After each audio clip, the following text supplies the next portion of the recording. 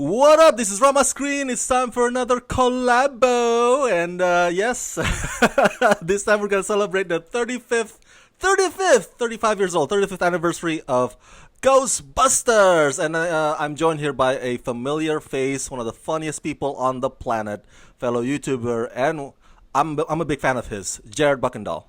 Oh, Rama, you're too kind, too kind. Thank you for inviting me over. But I got a question for you. Sure. Who are you going to call? Jared Buckendahl! Oh! Do you know how to kill ghosts, Jared? If not, I'll call somebody else. I've been busting Oh. those ghosts since day one. Yes. I called the right man. Yes. I'm on call. Let's do this. Now, the movie, for the viewers at home, the movie was premiered first in theaters back in June, I want to say, June 8th, 1984. That is 1 year after I was born. I'm an 83 baby. So, of course, I saw it in theaters. I'm just kidding. You were there opening night. Hey, get that baby out of here. Yes, I'm one of those babies. I want to let you know, Jared, that 5 years ago, I kid you not, this is for reals, 2014, I went to the theaters because they had this, hey, we're rescreening Ghostbusters for the 30th anniversary, so I watched it there. But of course, the first time I watched it for the, first time ever was on television. Of course, they run movies on TV, and when I was a kid in Asia, I was like, "Whoa, what is this? This is cool!" And I also grew up with the Ghostbusters animated series. Oh, and yeah, then the real Ghostbusters? exactly, and then there's also the Extreme Ghostbusters animated series. Remember that? Yeah, I love that. There's one of them was on the wheelchair or something like that. And so I'm a big fan of this franchise. So let me ask you, Jared, what's your first experience watching this Ghostbusters movie? Well, I wasn't like you and got to see this opening night, when I was 1 year old. I think that this one was, I remember one of my relatives, like they would watch us during the summer and stuff, and they always had tons of movies. So I think I was probably like 8, and they turned it on, and mind you, there's some scary parts for an 8-year-old, but I was like, what is this movie? They're just going around shooting ghosts with these electric lasers. Like, it was, as an 8-year-old, it's an awesome movie. Exactly. And so awesome that it was nominated for 2 Oscars categories, Best Visual Effects and Best Song, of course, by Ray Parker Jr. Strangely enough, it didn't win either one of them, but it got nominated for 2 Oscars. And let me start with let's dissect this movie. I was a nerd growing up, so I loved going to the library. So the idea of the idea of libraries spooking you out, that never crossed my mind until I saw the movie. Even after watching this movie, I still have affinity for libraries. I mean, does Ghostbusters change your perspective on libraries? Actually, yeah. Like, I was watching this morning, the first thing I said, the library scene is horrifying. And it does make sense, because when I was in college, I remember, like, there's parts of library that no one goes to, and that's kind of what was happening there. He was, like, down in the basement, in between, in the far back, and then it just scared the crap out of her. And I was like, I'm not going to mess with any dark parts of libraries from now on. And mind you, I don't know how to read, so I don't know why it'd be a library anyways. Me neither. I'm just kidding. Here's the thing too, like at least I grew up in the 90s, and we didn't have internet back then, or it was dial-up, so really slow. So we still had to rely on researching stuff in the library. So nowadays, we got Google and Yahoo and all this stuff. Yep. It's like, I think this opening scene would not have worked for today's generation, in my opinion. No, and obviously we're going to talk about the later movie where they kind of do something similar. Yeah, is it going to jump out of like Reddit or something like that? Like, you can't do it. No, and the only time I saw library scene this past year was John Wick. So it's like a way for him to kill that one giant dude, with a book. Oh yeah. You don't see library scenes anymore in movies these days. Well, actually, 2000 when the first It remake, they had a library scene, I think, and that was very reminiscent and kind of reminded me, because when I was rewatching it this morning, I was like, I thought it went a different way, and I was like, oh no, that was it, and yeah. So apparently libraries are horrifying. Don't go to libraries. Don't go to libraries. Yeah. That's where the ghosts are. Now, the three main characters before Ernie Hudson comes in, of course, Dan Aykroyd, Bill Murray, Harold Ramis, Ray Stantz, Peter Venkman, and Egon Spengler. Now, I'm sure you agree with me that Peter Venkman is the ladies guy, Egon Yep, I've Spengler heard of. is the Yep. nerd, and Ray Stantz is this childlike wonder kind of guy. You know, oh, so enthusiastic about little things. And then Winston comes in. He's just like sort of like the guy that just like joins the team. You know, he doesn't really Yeah. have that much personality, in my opinion. Well, what are your No, thoughts and about they these guys? yeah, they don't really give him much of an intro. Like he comes in, he's like, "Hey, dude, I just need a paycheck," and then boom, he's in there just busting ghosts with everyone else. But yeah, I totally wrote that down. That obviously Venkman was kind of the ladies' man and stuff. In the first and second one, he's kind of like that. But I wrote down, I was like, dude, this guy is horny as hell. Like the opening scene, he's just messing with that dude, and then he's like, "Hey, why don't you come back at like 8 o'clock tonight, and we can, continue our research?" And it's like, I don't think that could fly these days. That borderlines how Weinstein a little bit. Yeah, yeah. But no, I totally agree. Dan Aykroyd's character is 100% just a kid, and he's like completely enthralled by everything that's going on. He's just in love, and then Egon is clearly like the by the books, like I know everything going on, blah blah blah, this that. But obviously, they all also have kind of like their comedic beats to the movie. Yes, indeed. And what I was gonna add to that, your point is, um, when it comes to Peter Venkman, I think he's one of those people who he may not be sort of what you would describe as a perv, maybe just a ladies guy, but also he's one of those people who takes advantage of like, hey, I'm a doctor, so I'm the hot shit. Yeah, He always brings up like, oh, I'm Doctor Peter Venkman. I got yeah, a PhD. So yep, so he exactly. uses that to attract ladies or to attract credibility, whatever. He would always point that out. Yeah, and also I think he just said it when he was talking to that EPA guy. He's like, "What are you a doctor of?" And he's like, "I got a PhD in psychology and this and that." Now, I don't know if you noticed here. Maybe it's just my vision that's growing old on me, but Egon Spengler never smiled, not even once in the movie. Like, I mean, Janine, the secretary, obviously has a crush on him, and Yeah, he's so awkward about it. I was like, dude. And to I'm me, trying to think. Does you know what? I think you're right. I think he smiles in the sequel, oh, in the sequel, but I okay. don't. I don't think he smiles in his first one. Also, it was really funny. Yeah, the secretary kind of has a crush on him, and rewatching it, I always thought he was under the desk doing something to her. But then I clicked this morning. I'm like, oh no, he's just hooking up the computer. Like I literally had no clue. Literally could have been a plot to a Yeah. porn. Oh, that I was gonna say that scene could have gone completely differently if they just changed one little thing. Speaking of whom, let's talk about that real quick. I've always had a crush on Janine. I think people Yes. always say like James Bond secretary Miss Moneypenny was hot.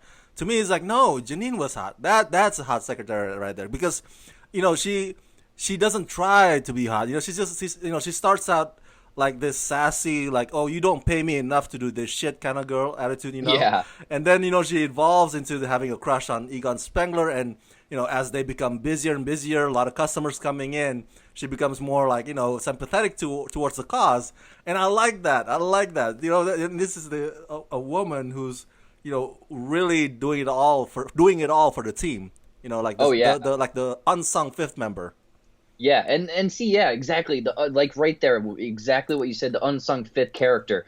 She could have easily been a side character, thrown aside, not even remembered. But people are like, oh yeah, I remember that her role and this and that. And obviously, she's back for the sequel, so she had an impression on people. And again, watching it today, I was like, hey, she's got some sass, she's got something going. Now, let me ask you this fun question, Jay. Have you ever cosplayed as Ghostbusters? No, dude, Okay. I absolutely love Halloween. I love dressing up and stuff. And that has been one like dream outfit, and I don't want to just go and buy one. I want to like make it legit and have like the glowing Ooh. lights and all that. Believe me, if I had the money or time, I would 100 I'd wear that to work on Fridays or whatever, that'd be awesome. So you're saying that you don't want to just like pick up something cheap off of the Halloween No, prop you, store? you gotta you gotta do it legit, man. You gotta pay tribute to Ghostbusters. Like Well, I'd even get a name tag with J Buck or something on there. Yeah, that'd be yeah. awesome. What about you? One, did you ever dress up? And two, if you haven't, do you want to? I have dressed up in the past. Indiana Jones, Harry Potter, lingerie. Just kidding. That's private time. But Ghostbusters, I haven't yet. I haven't done Ghostbusters yet. So that is on the top of my list. Um, Along with Superman, but I think I need to get it back in shape because you can't Yeah. rock Superman with a belly, beer gut belly. But you can rock Ghostbusters with a beer gut belly. Exactly, Yeah. exactly. That'd be perfect. And I mean, with the one coming up next year, I feel like that just reinvigorates the series, the franchise, and all of the kind of the pop culture-ness of everything. And here's a fun fact for you and the viewers at home. Um, I'm reading here. Almost none of the scenes were filmed as scripted. They had a script, but most of the times they would improv. Almost all of the scenes had at least one or two ad libs, and most of Bill Murray's lines are ad libs. Like we came, we saw, we kicked its Kicked its ass. ass. What's Yeah, I'm so glad you brought that up yeah, because I was trying to do some research. I didn't have time, but I knew that he was heavy on the improv, and I'm sure everyone else did. But man, just imagine being on set and having to just go with the flow because you knew every single scene was just gonna go away you didn't expect. I, you know what? I'm not good at ad libbing or improv. I know improv is part of comedy, and comedy is your world or your forte. Jay, are you fast on your toe when it comes to coming up with shit on the I'm fly? I'm better. It's definitely a skill. Like if you're around friends or other people that are quick like that, you get quicker. Hmm. So the fact that I literally just stare into a screen all day, it doesn't help too much. But I'd say I'm quick. But man, like I couldn't imagine filming a whole movie just thinking on my toes constantly. Right. I'd be up all night just thinking of my lines, and then all of a sudden just like throw it out the window because we're doing this instead of that. And I I'll think stress out. Go ahead. I almost feel like that's what made this movie so special, almost because it's the sporadicness of everything. Like they say things that you wouldn't even expect, and it lands perfectly. Yeah, and to add to that, they day by day. I mean, Bill Murray, Dan, and Harold, because they improvise the whole way. That they add their own Harold, Dan, and Bill Murray to their characters, and that's Absolutely. so Yep. they put their stamp on their roles. I think. Hmm. Let's talk about one of the iconic actresses around, a legend. She's been in so many geek movies and TV shows like Defenders, Avatar, Galaxy Quest, Alien franchise. Hmm. Sigourney Weaver, who is always amazingly hot. She plays she plays the gatekeeper in this one, and she plays the object of affection of Bill Murray's affection. And here's the thing, because the script was written by Harold Ramis and Dan Aykroyd. Those are the two screenwriters. Yeah. And so once we get to the part where business is booming, everybody needed Ghostbusters, but then the EPA is being a dick. You wonder like, okay, where's this gonna go next? Oh, it turns out there's an overarching arc that impending doom is coming. So Yep. Yep.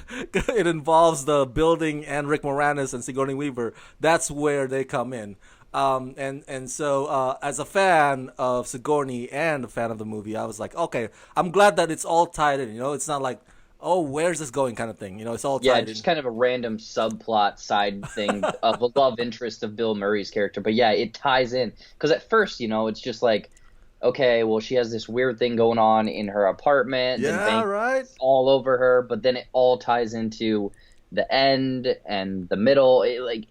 It's a well-made, well-structured film. Yes, and Rick Moranis, I was like, okay, this is a pesky neighbor, and turns out he got possessed by this freaking gargoyle, and then Yeah, and then so he has a part in this impending doom. dude, I know that he's like retired from Hollywood and everything, but he had the greatest run of like the 80s to early 90s. I Yes. love his character. He is so good in this film. Oh my God! I grew up loving Honey I Shrunk the Kids, and Honey I Yes. Blew Up the Kids. I miss those what do you call that? Four eyes, right? Yeah. Now, here's another thing also. Fun fact for the viewers at home. Gozer, the demon Gozer, was supposedly gonna be played by Paul Rubens, but he turned down the role. And the Gozer got played by this model. I can't pronounce her name. And the way they depict her in this film, they describe Gozer as David Bowie meets Grace Jones. If you Google Grace Jones, if you Google That Grace makes Jones, you're like, sense. oh yeah, exactly. It's like, oh, it looks just like David Bowie and Grace Jones. I never once thought that that last part, the third act, to be scary. I think it was still playful to the end. I mean, were you ever scared by the last part, the whole I mean, demon? as a kid watching it, you're kind of scared because of the demon gargoyle dog type things, and then also like the bloodshot eyes. But I mean, watching it with today's lens, and also like I'm older now, it's again playful. You know, it's a little Yeah, dark, but it needed that in this movie. yeah, and I'm sure you can agree with me that this is not to belittle the movie at all, but the visual effects don't hold up anymore. Yep, Especially that when was when the dog jumps into the table. I was like, really? I can totally see that. yeah. I was gonna say that that was one of my maybe only cons of the movie is the CGI of the demons. It just doesn't hold up. I mean, they have practical stuff in there after it like jumps, and then it's boom practical, but in between, it's just like clip art just flying across the screen pretty much. Yes.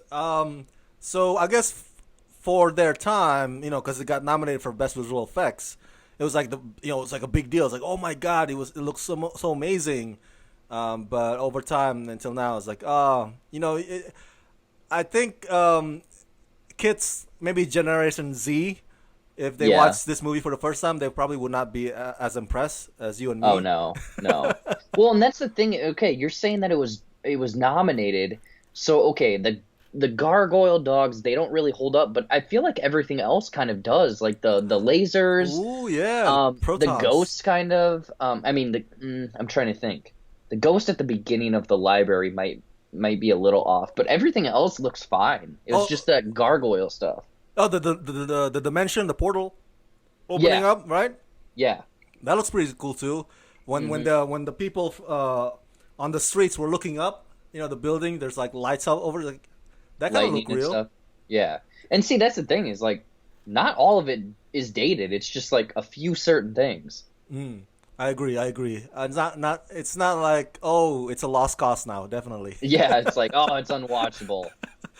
Here's another fun fact for the viewers and yourself as well. There are two diehard actors showing up in this film. One is the EPA Dick. His name is Pecker or Peck. Yeah. He's played by William Arthurton, and he also plays an annoying dick in Die Hard movies, Die Hard 1 and 2. And Reginald Val Johnson, the cop who helps Bruce Willis in the first Die Hard, you could see him show up as the jail guard when the Ghostbusters are in jail. Remember him? He's like, hey, thumbs up, you gotta go out now. Oh man, I did That's not him. even catch that. So is this and Die Hard and Family Matters all in the The same same universe? universe, yeah. Oh my gosh. Crossover! Universal. It's a shared universe, baby. My God. I almost need to go rewatch that scene because I completely missed that. And Wow, then, that's yeah, awesome. that was one of Reginald's early roles. He wasn't famous. Die Hard was his breakout, and then Family Matters comes after. But yeah, it's just fun watching those two be part of this classic. And Ghostbusters was the highest grossing movie of all time during that decade until Home Alone, broke the record. Um, let's talk a bit about Stay Puft Marshmallow Man. When I was a kid, when I was a kid watching this, I thought it was a Michelin Man or maybe Pillsbury Doughboy. I mean, and then I googled. It's like, oh, they just created Stay Puft Marshmallow. It's not like an actual, brand or what I'm saying. I was like, Yeah, it's yeah. a creation by the movie. I didn't know No, that. it's funny. Literally, what you just said is what I thought for the longest time. I thought it was a Pillsbury Doughboy mixed with the Michelin Man, and I thought it also was real Marshmallow Company, but it's not. Yes, right. I was So I'm looking like, up. okay. It got me See, that you hungry. know what? That is crazy that we literally thought the same thing. Hey, dude, how do you call that? Brilliant minds think alike, right? That's what they call Exactly, it. exactly. But no, it's definitely like a mixture of yeah, Michelin Man, Pillsbury mixed with marshmallow. And the funny thing is when it first shows up, it's shot like a creature feature almost because it doesn't exactly show the Marshmallow Man at first. It's just like in between the buildings, you kind of hear like the ground shaking, and then it's like, oh, it's the Stay Puft Marshmallow Man, and it's like what? And he's trying like it freaked me out a little bit when he's trying to climb up the building. I was like, holy shit, he's trying to climb up. Yeah. That Well, thing- and the thing is, yeah, it's all happy and fun, and then it gets like an angry face to it, and it's like burning, and I'm like, oh my god, what the fuck is happening? yeah, get some giant graham crackers, we can make a s'more out of this guy. See, that's the thing too. I think it was a missed opportunity on Sony's part. They could have banked on this thing. By that I mean, you know how we have Bubba Gump restaurant. Yep, yep. Like from Forrest Gump, dude. It totally could make like a marshmallow company or whatever. You know what? I'm curious if they branded marshmallow, like got a hold of some marshmallow company in the '80s and asked them to like market this, because if they didn't, the marketing team failed horribly. Failed. You guys failed. Let's talk about the next thing iconic because Stay Puft Marshmallow Man. When you see that, it's like, oh, Ghostbusters. You immediately think of that. The other Yep. thing also is the Ecto one. Now, when I was a kid watching the movie for the first time, I thought it was a hearse. I really thought it was a hearse. I thought it was like a funeral car. But then I looked it up, like I think just recently for our conversation right now. It's actually a Cadillac Miller Meteor ambulance. It's an ambulance back in the 50s. It looks like that back then. I was like, Uh-huh. wow, it shocked me. I thought it was a funeral car. Yeah. I actually the same thing. I thought it was a hearse for the longest time, but it was like souped up or whatever. But then I think probably in my teens or whatever, I think I realized that oh, that's an old style ambulance that was used back in the day. But I don't know. I wrote down. I was like the Ecto One. That's almost like you said. The Secretary is a fifth character. The Ecto One is 100% a character in this movie because Yes. the wah wah and the look and everything is just awesome. And now it has joined the ranks of iconic vehicles of cinema, Yep. like I don't know, Knight Rider or a Batmobile. Back to the Future. Exactly, DeLorean, Scooby Doo mystery van. Yeah, man, we're like the '80s, like the decade of vehicles. That's like all right. these iconic cars. That's totally right. Wow. Weird. They all like what I just mentioned. All came from the '80s. You're right. Wow. Well, I think Scooby Doo might have been earlier. Oh, But yeah, you're right. Hanna Barbera. Either way, '80s had some awesome cars. Ecto One is awesome. The thing is, okay, they only ever drive it to and from places, but what are all the gadgets on it?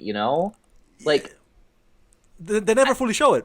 no, because isn't there like almost a turret on top of it? I think so. Yeah, I don't know. Maybe that shoots like even more lasers. Who knows? I would love to see that vehicle used a little bit more. Actually, Yeah, I wonder if it's armed. Like yeah, machine gun comes out mean, of the sides. yeah. It's just throwing grenades like ghost grenades everywhere. That would be a very different Ghostbusters movie. Yeah, yeah. Now, I think, correct me if I'm wrong, because my memory about Ghostbusters 2, the 1989 movie, was a bit shoddy. It's a bit shoddy, my memory of it. But Slimer has a bigger role in the second one, right? No?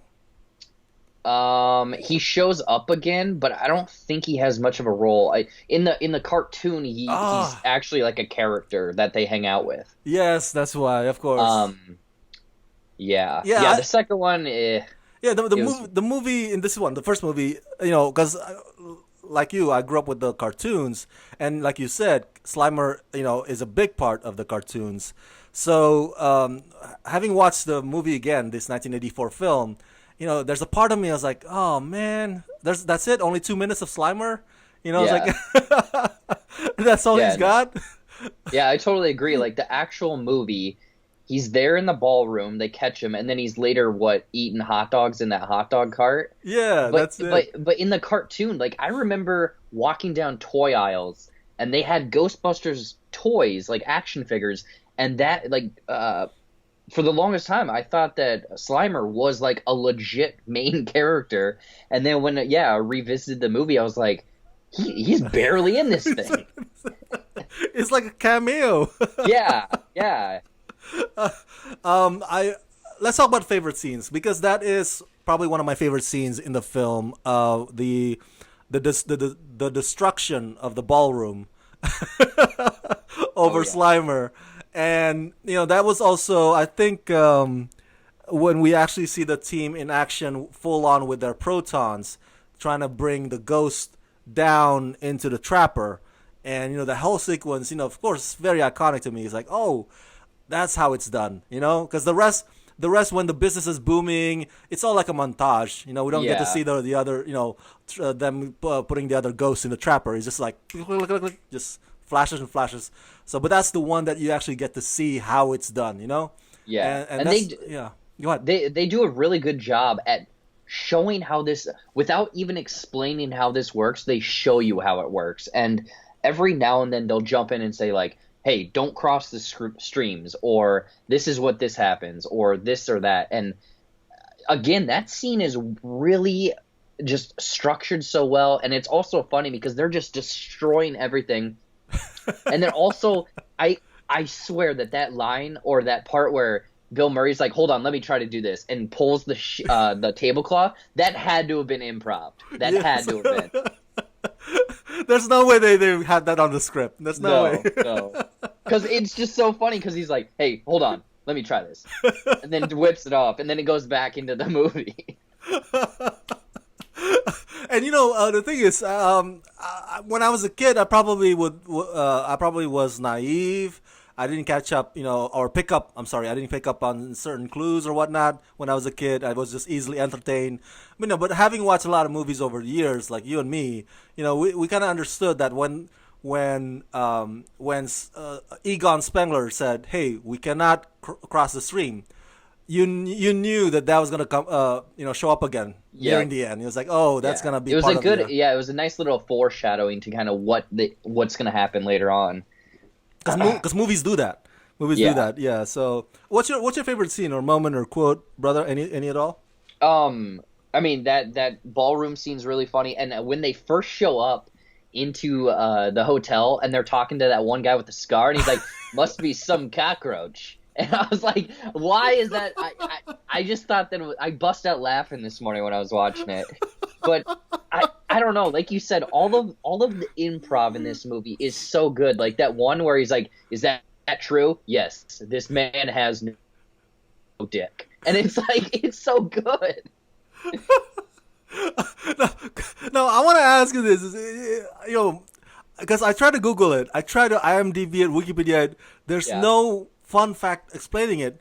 So, have you seen maybe bonus features if you have the Blu-ray or how it's done? I want to ask you that moment when Dan Aykroyd, when his cigarette butt is like hanging from his lip for like the Yeah. longest time. How do they do that? I don't get that. Okay, I watched that again this morning, and that's one thing that I'm always like almost amazed by Right? because if that was just completely just shot and happened to just randomly stick because of like the consistency of his lip or saliva, I was like, that's perfect because it's hanging there for a A while. long time. Yeah, because he's just like, and it's just so good. Did you find Because out anything? the thing is, I almost want to research that now because that had to have been a fluke. You Oh, know, you're you right. can't script that. Yeah. And I don't think it's like I don't think it's Dan planning it to anyway. But he's not. He wasn't planning for the cigarette to hang like that. It was like an improv, but not something that he thought of. No, it was an accidental, perfect improv. And it's become a classic moment. Oh Holy yeah. crap! I wanna learn that trick definitely. Well, it's funny because yeah, like obviously his character right then is like surprised, flabbergasted because he's actually seen a ghost for the first time, and just that added effect of the cigarette hanging there cranks up exactly how he is feeling in that scene. um, Before we get to the next fun fact, do you have anything else to add, my brother? Um, All right. I don't know. It's just there's a lot of banter, just kind of one-off jokes between the core cast that's really good. Also, that dream sequence or whatever where Ah. Dan Aykroyd, which clearly as a young kid I honestly had no clue, but now watching it, it's like, oh yeah, he was definitely getting a blowjob. Here's what to your point. Here's what I read. After Ghostbusters was released in 1984, it was such a huge hit. Like it became the highest grossing film, Yeah. and it resonated with a lot of kids. Like kids would dress up as Ghostbusters for Halloween or whatnot, kind of like Stranger Things 2 a couple years Yep. ago. So much so that Sony Pictures and Harold Ramis and Ivan Reitman eventually think like, what? Maybe for the sequel we need to tone it down and make it family friendly. So if you see Ghostbusters 2, there's none of that blowjob or cigarette hanging on his lips. Yep. They really made it like, okay, because apparently kids love the movie. But I don't know, like you said, I don't know if they would understand the whole blowjob ghost thing. Yeah, They'll yeah. probably go No, over their head. that's actually very it makes sense of what you just said about how they kind of toned it down more family friendly because think about it, the second one obviously critically or whatever, the second one's not as good as the first. I think we Exactly. can all agree with that. And the second one is so goofy at times because there's a dancing toaster. Like Yes. it's definitely geared more towards kids than the almost comedic, darker stuff in the first one. Yeah, because back to the thing again with the ad lib and improv. In the first one, it's like Dan Aykroyd, Bill Murray, Harold Ramis unleashed. Yes. Whereas the second one, everything's more everything's more controlled or monitored or maybe like manufactured a little bit. You know what I'm saying? To cater to Yeah. the family friendliness of it. Well, and So also I feel like in the second one, and we're only talking about the first, obviously, but the second one, that's fine. they're split up almost a little bit more. Like Yeah. Bill Murray's with God, what's her? Oh, Sergini. Sigourney? Sergini. Yes, I cannot talk. Yes, it's those two, and then Ernie Hudson and Dan Aykroyd down in the sewer, and then Egon is just hanging out. Like they kind of almost, it's not the core cast really. It's kind of split up. It's very disappointing. I don't think we're gonna celebrate the 35th anniversary of Ghostbusters 2. Definitely. Too we soon. we don't need it. now, the next fun fact is the proton pack. Holy crap! Designed by Egon Spengler. I'm reading this. It's a man-portable particle accelerator system. A lot of sci-fi jargon nerds there.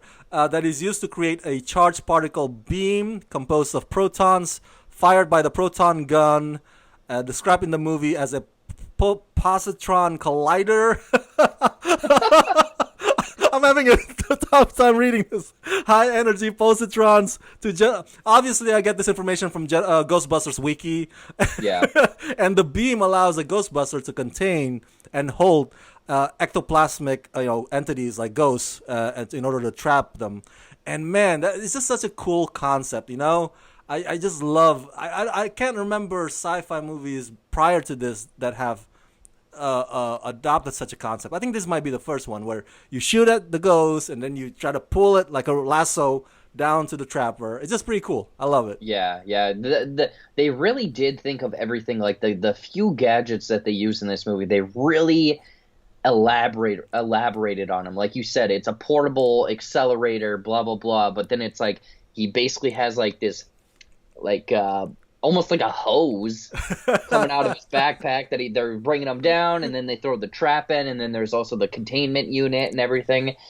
And yeah, that's probably, I don't know if you'd consider it a weapon, but that's probably like an iconic movie gadget, I guess I would say. Yeah, and apparently it's so dangerous to humans that remember when Dan Aykroyd or Ray Stan says, "All right, beam me up, not beam me up, turn me on, switch me on," and Yeah, then you see, they're inside the elevator, and you and see then they just slowly step over. Yeah. Because they've never done it before. But the funny thing is, like, yeah, right there when they turn it on, that's almost an iconic sound. Because if I were to just hear that, I'd be like, oh, that's them turning on a proton pack. that's right. Wait. Does it sound like a humming? It's like, it's like it's like Oh flip, yes. and then it has like high pitch, and then it's like, ooh. Yes, yes. That's so cool. I would love to have a proton pack just to walk around with it. I'm not gonna use it, obviously. Just it makes me look cool. I would love Yeah, to. exactly. Like I said, wear it to work on Fridays. Oh, I wanna pick your brain as well about this. I think this movie also speaks a lot about entrepreneurship, the struggle of starting your own business, starting your own venture. A lot of us, in America, at least for me, we always dream about owning our own stuff, running our own company. And man, it was really, really hard for the Ghostbusters for the beginning. Oh yeah. Because everybody was belittling them. Nobody believes in ghosts, So it's like it's a tough business to run when there's no demand, there's no customer. At one point they're like, "Oh yeah, I need some petty cash so I can take Sigourney Weaver out on a date." It's like, dude, this is our petty the cash. last of the petty cash. You're seeing it.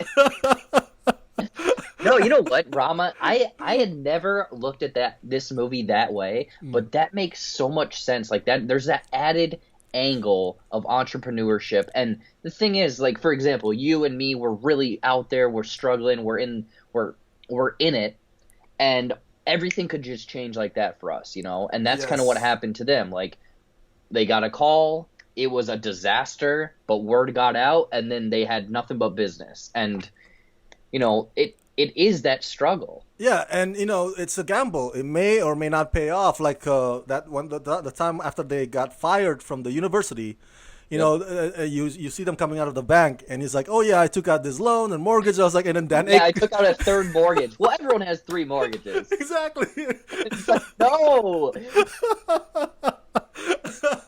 And you see the face on Dan Aykroyd's face, like, "Holy crap, what did we just do?" Yeah. He's so worried. And then you go to this firehouse. It's all dilapidated. You never know. These guys take a risk. It's like it is an unlikely story of an American dream. Ghostbusters is. Actually, you know what?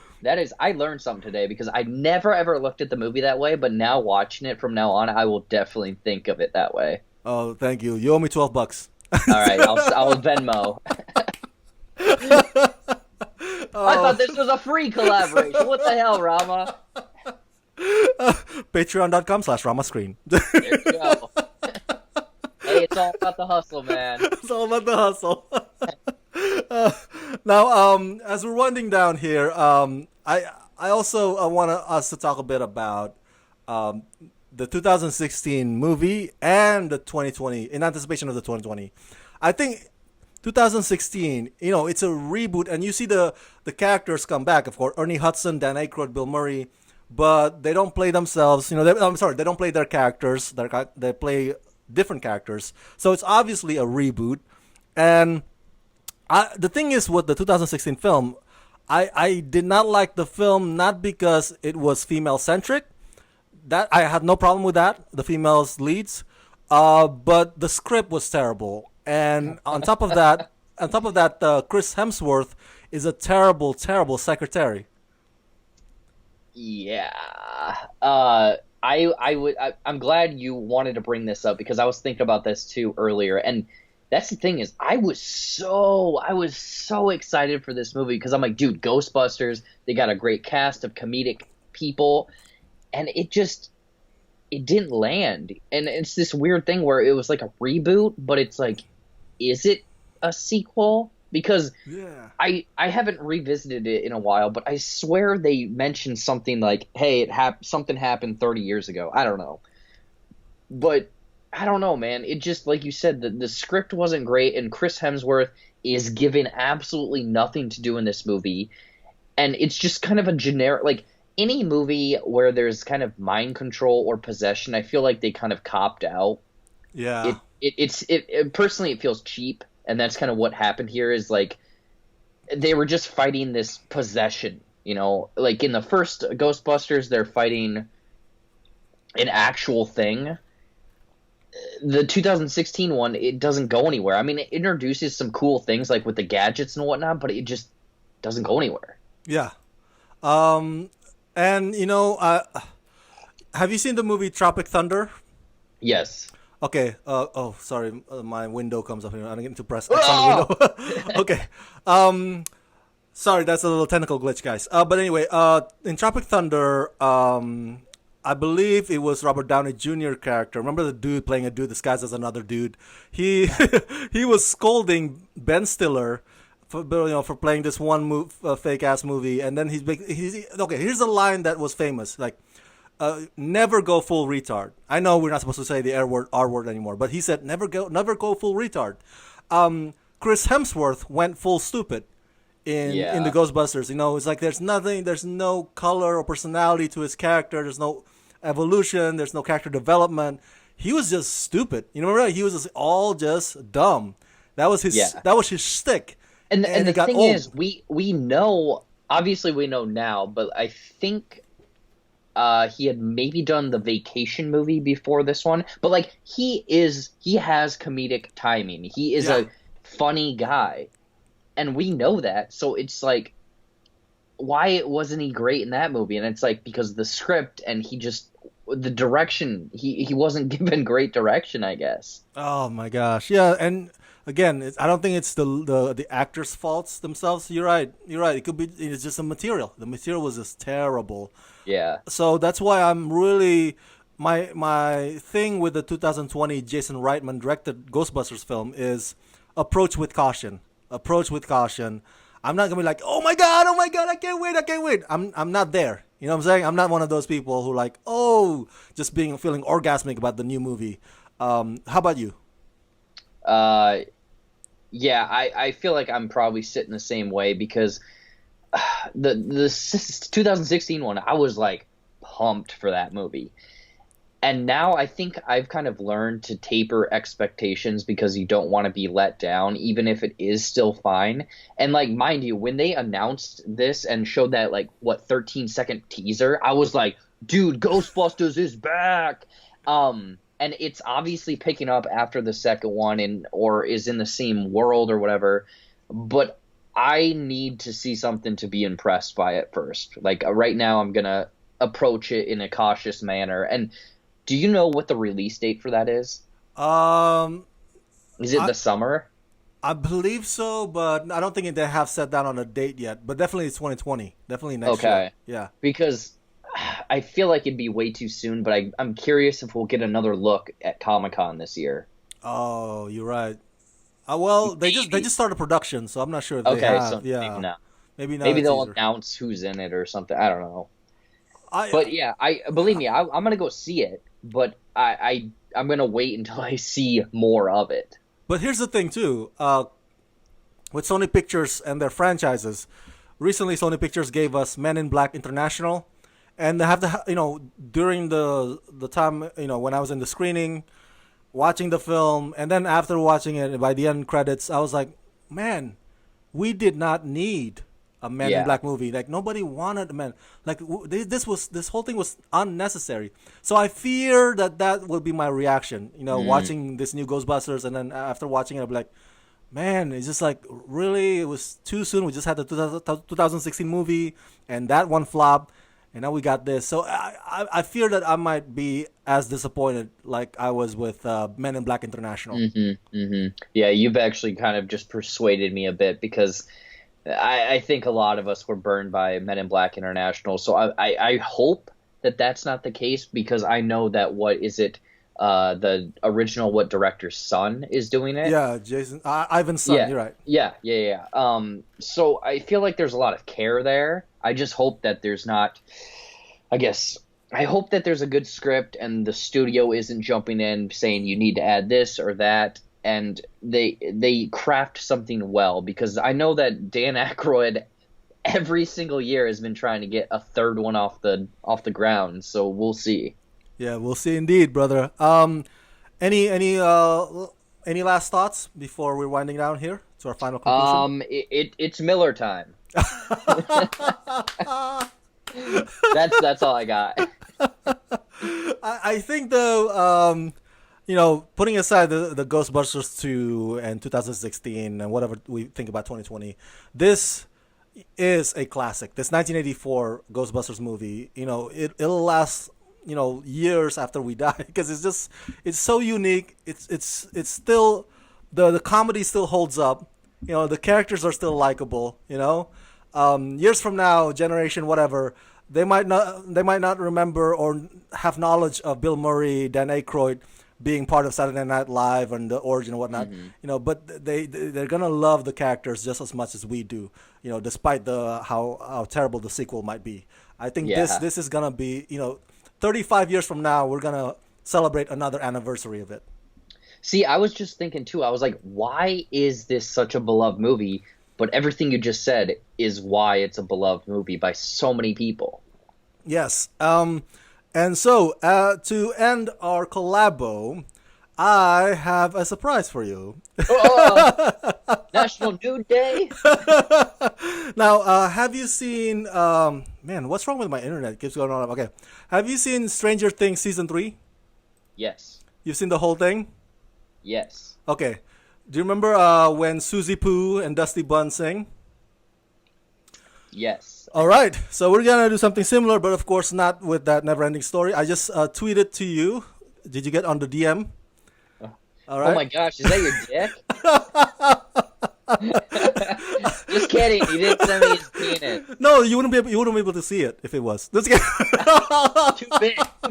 Yeah, there's only a little bit that says to be continued. Now, Are we singing here? Yes. Oh shit. I'm gonna do the music a little bit, and of course, so I'll start, and then you see the Jared part there, and then the together. I ain't afraid of no ghosts.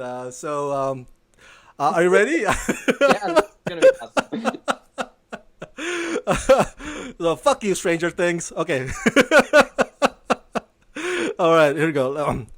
Ting ting tada ting tada tada ting ting tada ting tada tada ting ting tada ting tada tada ting ting tada ting tada. Is there something strange in your neighborhood? Who you gonna call? Ghostbusters! There's something weird and it don't look good. Who you gonna call? Ghostbusters!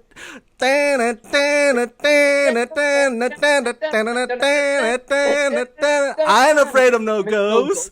I